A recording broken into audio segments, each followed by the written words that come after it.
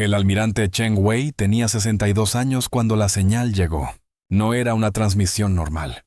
No venía de ninguna dirección específica. Venía de todas partes simultáneamente, como si el universo mismo estuviera hablando. Y en cierto sentido, lo estaba. La señal era simple. Solo una secuencia de números primos repetidos en un patrón que cualquier civilización con matemáticas básicas podría reconocer como artificial. Pero lo que hizo que Chen sintiera un escalofrío en su columna vertebral no era la señal en sí, era cuando había sido enviada. Almirante, la doctora Amara Okonkwo, su oficial científica jefe, tenía el rostro pálido mientras le mostraba los datos. Según el desplazamiento al rojo y la dispersión temporal, esta señal fue transmitida hace 13.800 millones de años. Chen parpadeó. Eso es imposible. El universo solo tiene 13.800 millones de años. Exactamente, respondió Amara. Esta señal fue enviada en el momento del Big Bang, o más precisamente, exactamente 4 segundos después de que el universo comenzara a existir. ¿Quién podría enviar una señal en ese momento?, preguntó Chen. No había estrellas, no había planetas, no había vida, solo plasma sobrecalentado expandiéndose. No lo sé, admitió Amara. Pero hay más. La señal no solo contiene números primos, contiene coordenadas, una ubicación específica en el espacio-tiempo. Y cuando calculamos dónde está esa ubicación ahora, después de 13.800 millones de años de expansión universal, Amara activó un mapa estelar. Un punto parpadeaba en rojo en el centro. Nos está señalando a nosotros, terminó Amara. Las coordenadas apuntan exactamente a este sistema solar, a la Tierra, como si alguien, en el momento del nacimiento del universo, supiera que estaríamos aquí. Chen convocó una reunión de emergencia del alto mando. Presentó los hallazgos. La reacción fue de incredulidad, seguida de fascinación, seguida de terror existencial. Si alguien sabía sobre la Tierra hace 13.800 millones de años, dijo el general Marcus Torres, significa que el surgimiento de la humanidad no fue aleatorio.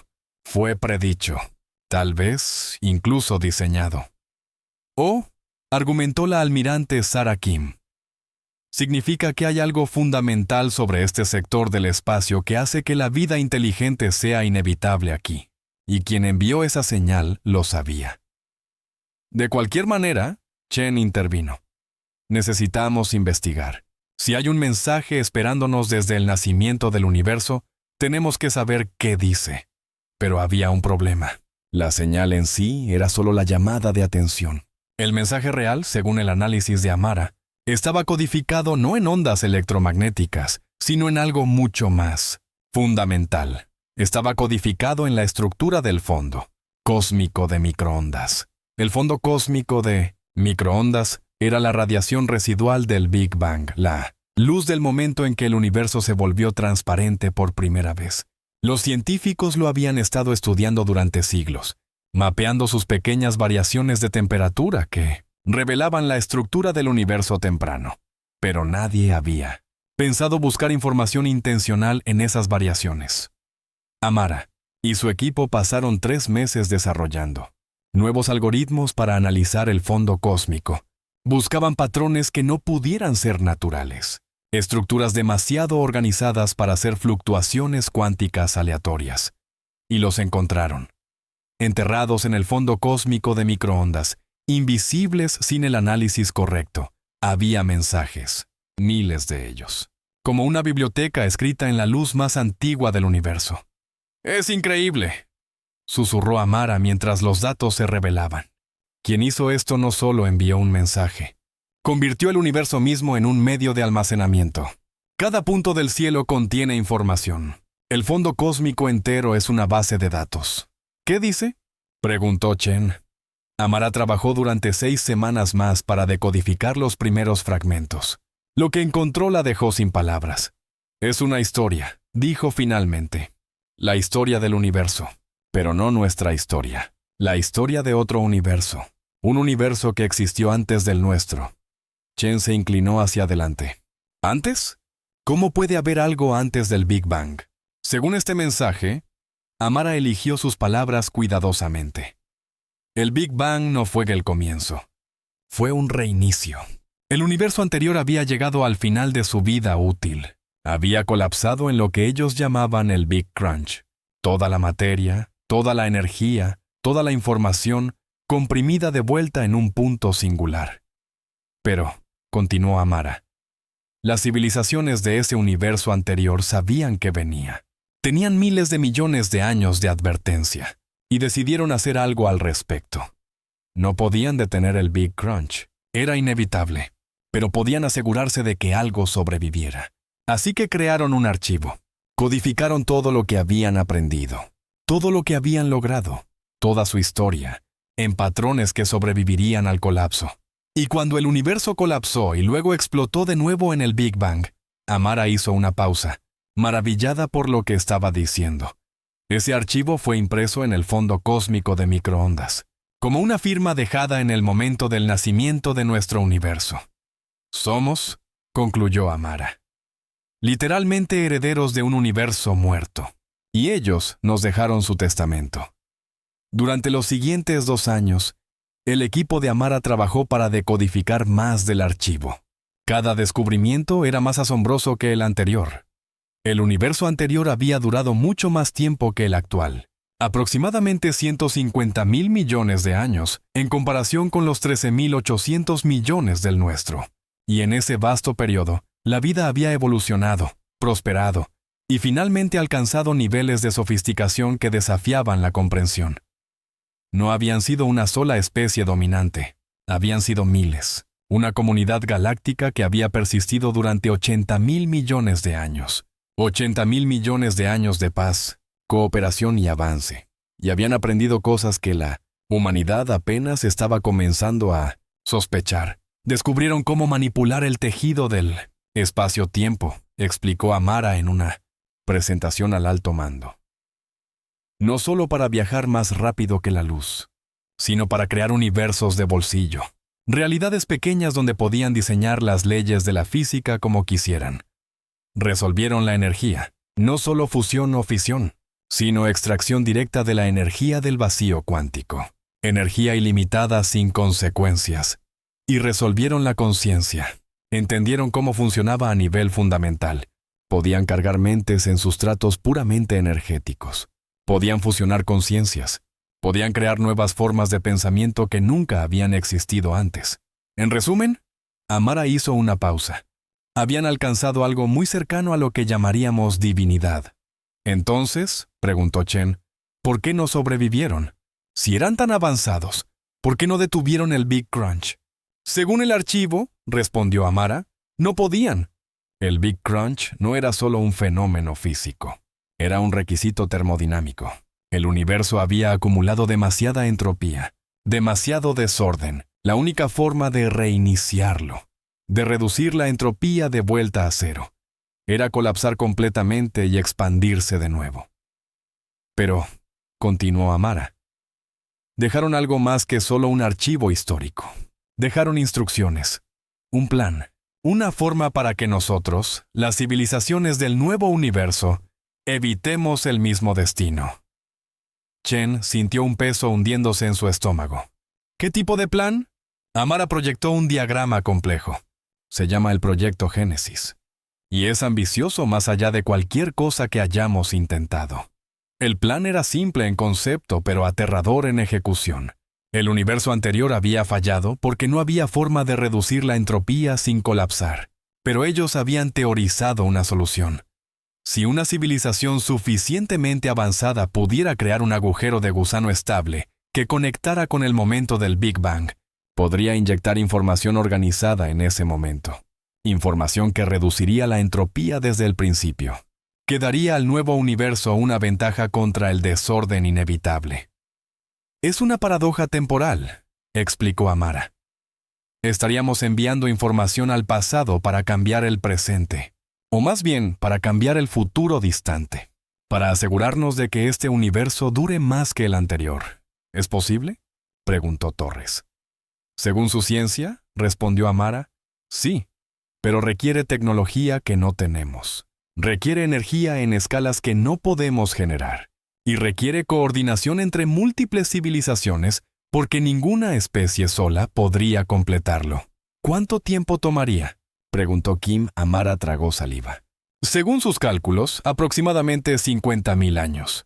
Si comenzamos ahora, si dedicamos toda nuestra civilización a ello, si convencemos a cada otra especie en la galaxia de unirse a nosotros. El silencio en la sala era absoluto. 50.000 años. Repitió Chen lentamente. 1000 generaciones. Nadie vivo hoy vería el final. No, confirmó Amara, pero sus descendientes lo harían, y los descendientes de sus descendientes, y así sucesivamente, hasta que finalmente, en 50.000 años, la humanidad y nuestros aliados completarían el proyecto Génesis, y cambiarían el destino del universo. Chen miró alrededor de la mesa. Vio duda, vio miedo, pero también vio algo más.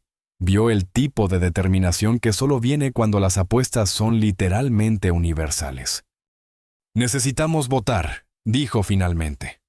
Pero antes de hacerlo, necesito que todos entiendan lo que estamos considerando. No estamos votando por nosotros mismos. Estamos votando por cada generación futura. Estamos comprometiendo a la humanidad a un proyecto que tomará 1000 generaciones completar. Y no hay garantías, añadió Chen. El plan podría fallar. Podríamos dedicar 50.000 años y descubrir que la paradoja temporal no funciona, o que la entropía no puede reducirse de la forma que ellos pensaron. Pero Chen hizo una pausa, eligiendo sus palabras cuidadosamente. Si no lo intentamos, entonces en 150.000 millones de años, este universo colapsará igual que el anterior. Y todo lo que hemos construido, todo lo que somos, terminará. La votación fue 11 a favor, 2 en contra, 1 abstención. La humanidad aceptó el proyecto más largo en la historia de la especie. Los primeros 100 años fueron los más difíciles. La humanidad tenía que convencer a otras civilizaciones de unirse. No todas las especies pensaban en escalas de 50.000 años. Muchas no podían concebir sacrificar recursos para un proyecto que no beneficiaría a nadie vivo. Pero lentamente, la evidencia del archivo cosmológico se difundió. Otras especies analizaron el fondo cósmico de microondas, verificaron los hallazgos, y gradualmente, una por una se unieron. Los Bexar, una especie de seres cristalinos que vivían miles de años.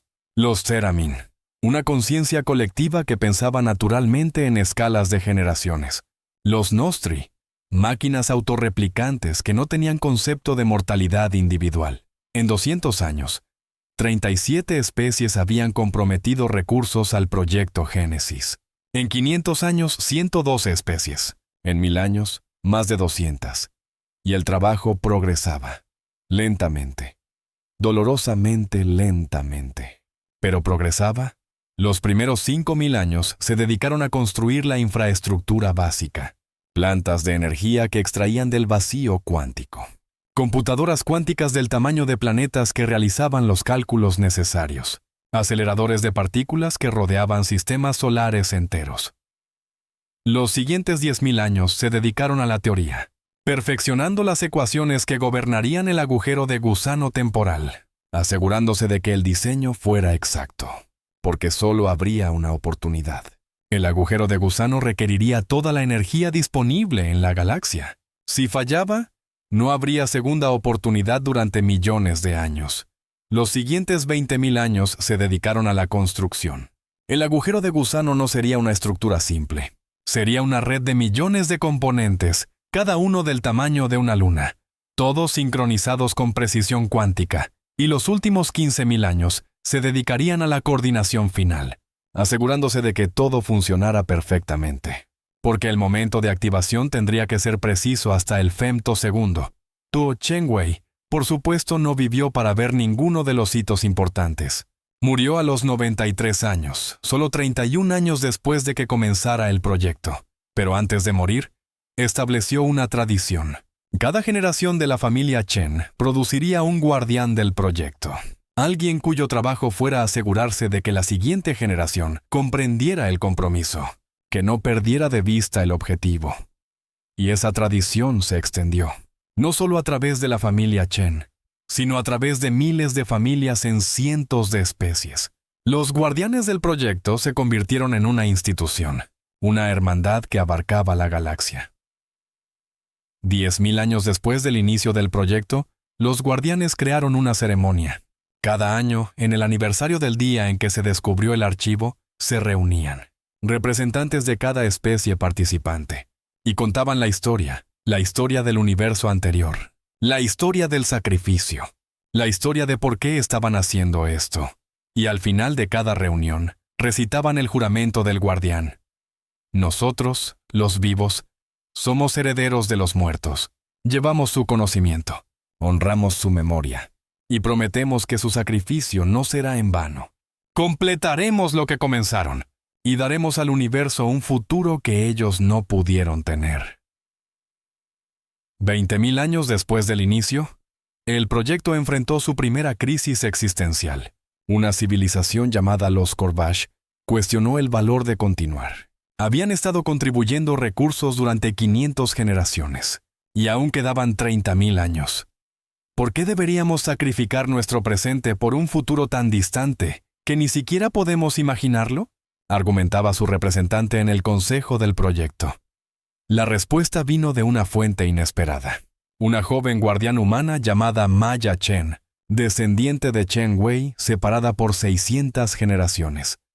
Porque, dijo Maya simplemente, si no lo hacemos, entonces todas esas 500 generaciones de Corvash sacrificaron para nada.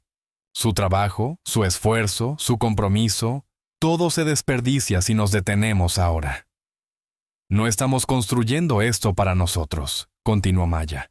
Estamos construyéndolo porque es correcto, porque tenemos la capacidad de darle al universo un futuro mejor. Y tener esa capacidad crea responsabilidad de usarla. El universo anterior nos dejó su conocimiento. Nos dieron una oportunidad que ellos nunca tuvieron. ¿Cómo podríamos honrar su memoria haciendo menos que nuestro máximo esfuerzo? Los Corvash permanecieron en el proyecto, y la crisis pasó. Pero no fue la última. Cada 10.000 años aproximadamente, una nueva generación cuestionaba, dudaba.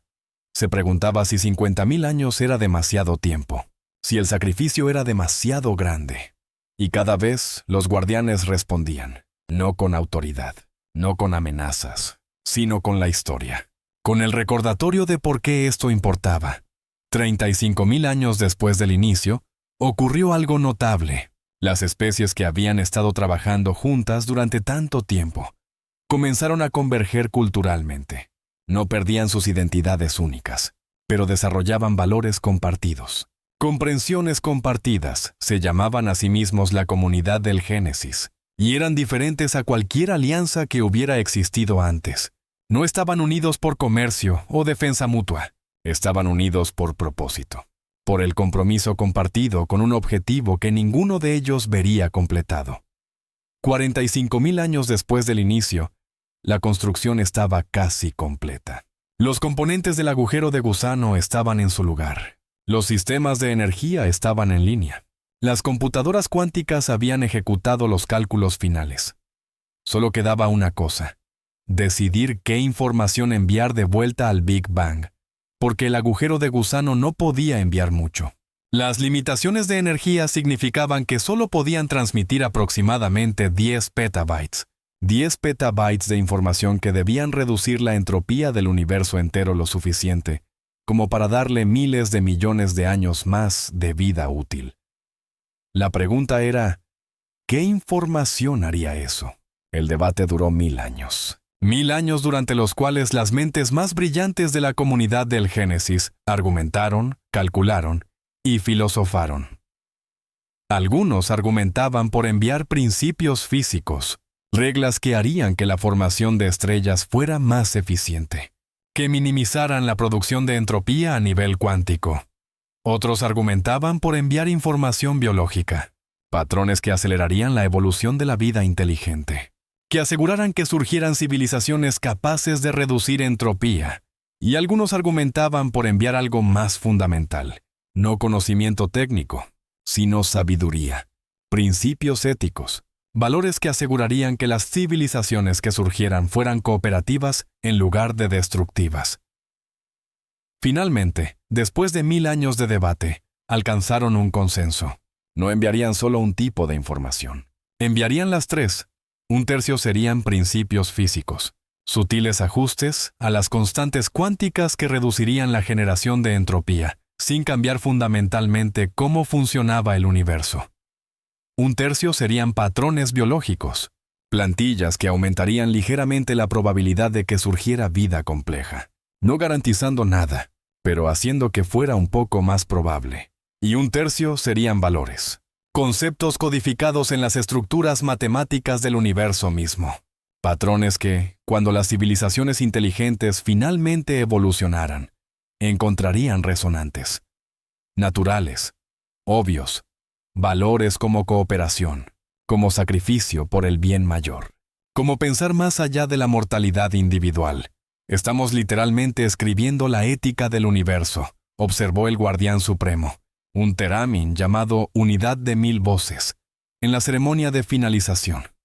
No, corrigió Maya Chen, ahora de 120 años y en su último año de vida. Estamos compartiendo nuestra ética con el universo. Estamos diciendo, esto es lo que aprendimos, esto es lo que valoramos, y esperamos que las civilizaciones futuras encuentren sabiduría en ello. 50.000 años después de que Chen Wei descubriera la señal del universo anterior, la comunidad del Génesis activó el proyecto. La energía requerida era incomprensible. Por un breve momento, la mitad de las estrellas en la galaxia parpadearon mientras su energía era extraída. Billones de seres sintientes observaron mientras el cielo se oscurecía ligeramente. Y entonces, en el centro exacto de la construcción del agujero de gusano, el espacio-tiempo se rasgó, no violentamente, sino elegantemente, como una costura perfectamente cortada en el tejido de la realidad. Y a través de esa costura, 10 petabytes de información fluyeron hacia atrás en el tiempo, hacia el momento 4 segundos después del Big Bang, hacia el instante en que el universo era aún plástico, aún maleable. La información se imprimió en el fondo cósmico de microondas, en las fluctuaciones cuánticas que darían forma a las primeras estructuras del universo, en los patrones que influirían en la formación de galaxias, estrellas, planetas, y entonces el agujero de gusano se cerró. La rasgadura en el espacio-tiempo se curó. Las estrellas volvieron a su brillo normal. Y la comunidad del Génesis esperó. Esperó para ver si había funcionado, si la paradoja temporal había tenido efecto, si el universo había cambiado. Tomó una década para que los efectos se volvieran evidentes. Los científicos que monitoreaban el fondo cósmico de microondas notaron algo extraño. Los patrones habían cambiado. Ligeramente, sutilmente, pero innegablemente. El fondo cósmico ahora contenía la información que habían enviado. Siempre la había contenido, desde el Big Bang. Porque la habían enviado de vuelta al Big Bang. Era una paradoja que hacía que las mentes dolieran.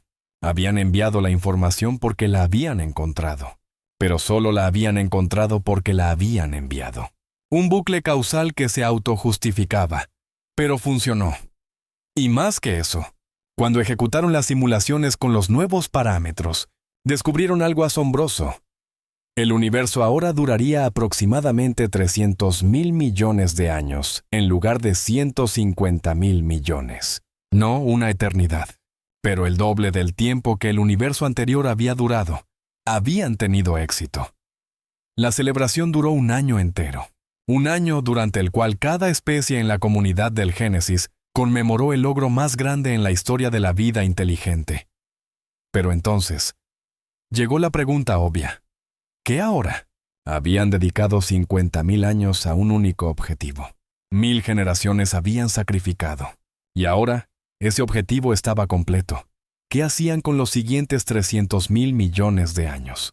La respuesta vino de un lugar inesperado, de los archivos del universo anterior, porque enterrado en el fondo cósmico de microondas, más allá de la información que ya habían decodificado, había una nota final, una nota de las civilizaciones del universo anterior a las civilizaciones del nuevo. Si están leyendo esto, decía el mensaje, significa que tuvieron éxito. Completaron el proyecto Génesis, extendieron la vida útil del universo, y ahora se preguntan qué hacer después. Nuestra respuesta es simple. Vivan, exploren, creen, amen. Hagan todo lo que no pudimos hacer porque nuestro tiempo se acabó demasiado pronto. Pero también, continuaba el mensaje, prepárense, porque incluso con la extensión, este universo eventualmente terminará. 300,000 millones de años es mucho tiempo, pero no es infinito. Así que cuando llegue el momento, cuando este universo se acerque a su fin, hagan lo que hicimos. Creen un archivo, dejen instrucciones, denle al próximo universo una oportunidad. Porque eso, concluía el mensaje, es el verdadero propósito de la vida inteligente. No solo sobrevivir, sino asegurarse de que algo sobreviva. Pasar la antorcha, ser el puente entre lo que fue y lo que será. Son el eco del Génesis. Llevan el conocimiento de lo que vino antes, y algún día serán la voz que hable al futuro. Úsenlo sabiamente.